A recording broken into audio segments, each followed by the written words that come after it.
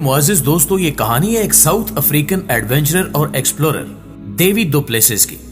Davy को बचपन से ही सफर करने और नई नई जगहों को एक्सप्लोर करने का शौक था। अमेज़न जाने से एक साल पहले यानी कि साल 2011 में भी डेवी 9000 मील तक साइकिलिंग कर चुके थे। इनका यह सफर मिस्र के शहर कायरो से शुरू होकर साउथ अफ्रीका के ब्लीटो टाउन में जाकर खत्म हुआ था और इस पूरी जर्नी में इन्हें 120 दिन का वक्त लगा था।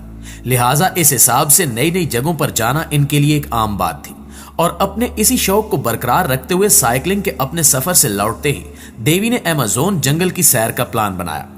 इनका यह सफर अमेज़न नदी से शुरू होकर अटलांटिक ओशियन में ब्राजील पर खत्म होना था।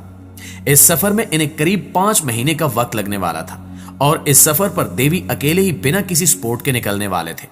लेकिन अमेज़न नदी कितनी ज्यादा खतरनाक है वो इससे बखूबी वाकिफ थे, इसलिए सफर पर निकलने से पहले इन्होंने इस नदी में पाए जाने वाले जहरीले सांपों और मगरमच्छों और बोल्टन जैसे जानवरों से खुद को बचाए रखने की पूरी तैयारी कर ली थी।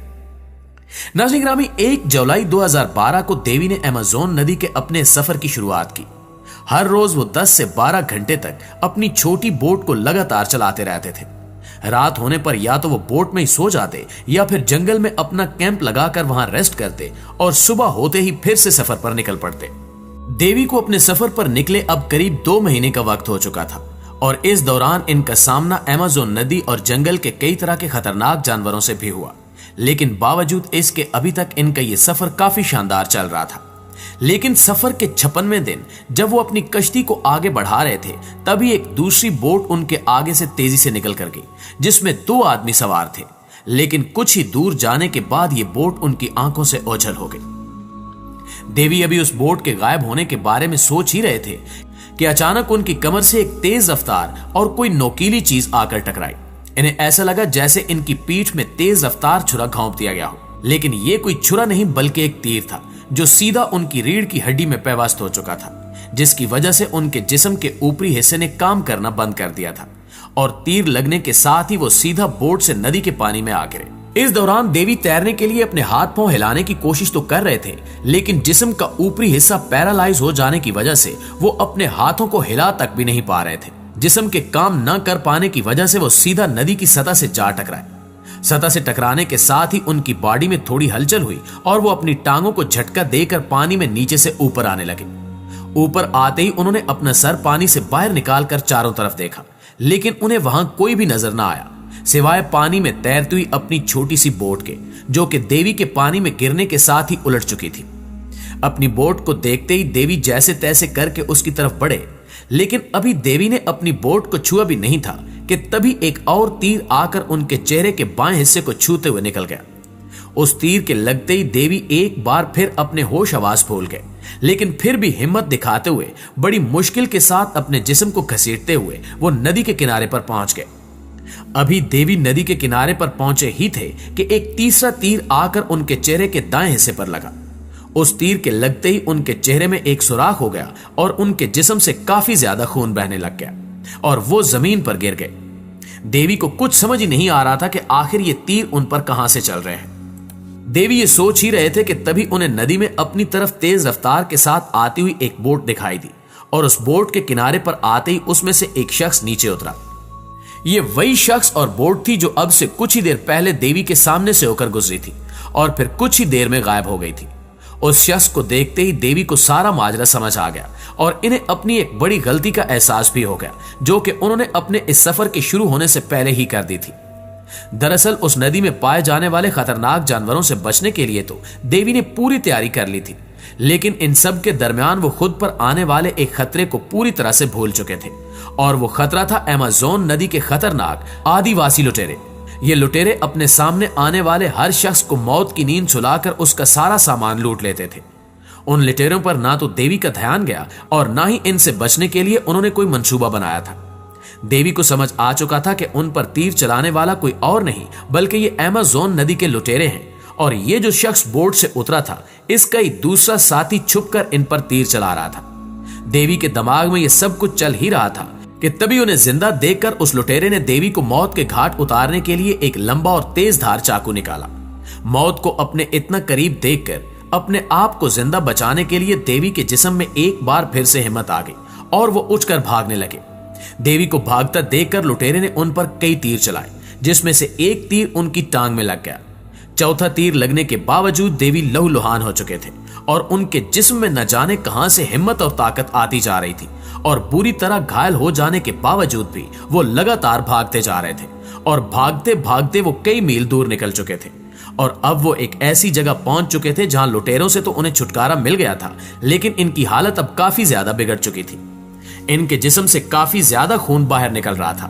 देवी का दिमाग भी कहने लगा था कि शायद अब वो ज्यादा देर तक जिंदा नहीं बचेंगे, लेकिन उनका दिल था कि हार मानने को तैयार नहीं था। देवी जीना चाहते थे, लेकिन इस जंगल में इनकी मदद करने वाला कोई भी नहीं था। इसलिए देवी ने एक बार फिर से हिम्मत दिखाई और बुरी तरह से घायल हो जाने के बावजूद मदद ढूंढने के लिए निकल पड़े। किस्मत से लगभग 1.5 मील चलने के बाद उन्हें 2 आदिवासी मिले। देवी की हालत देखते ही वो उन्हें अपने साथ ले गए। देवी अब इस कदर घायल हो चुके थे कि अगर इन्हें वक्त पर हॉस्पिटल न पहुंचाया जाता तो वो किसी लम्हे भी दम तोड़ सकते थे, लेकिन नजदीकी हॉस्पिटल भी वहां से काफी दूर था और इन आदिवासियों के पास भी कोई जदीद सवारी नहीं थी जिससे वो जल्दी जल्दी देवी को हॉस्पिटल पहुंचा सके। इसलिए वो आदिवासी देवी को अपनी बोट में डालकर हॉस्पिटल के लिए निकल पड़े।